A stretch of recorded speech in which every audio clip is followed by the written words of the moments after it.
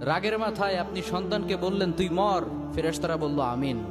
তোর ভবিষ্যৎ অন্ধকার, ফেরেশতারা বলল আমিন। রেগে মেগে আপনি আপনার মেয়েকে বললেন জীবনেও তোর কপালে স্বামীর ভাত জুটবে না, ফেরেশতারা আবারও বলল আমিন।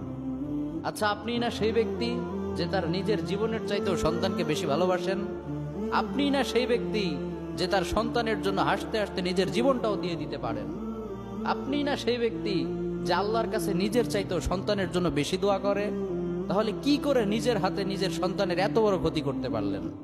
Doesn't make any sense. Common sense বলতে কিচ্ছু নাই আপনাদের। আপনারা কি জানেন না আপনাদের রাগের মাথায় বদদোয়া করাগুলো ফেরেশতারা আমিন বলে?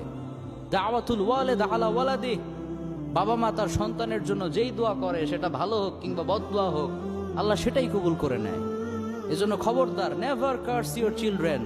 রাগের মাথায় কখনো সন্তানকে অভিশাপ করবেন না। খুব বেশি রাগ উঠে গেলে তার জন্য উল্টা ভালো দোয়া করেন।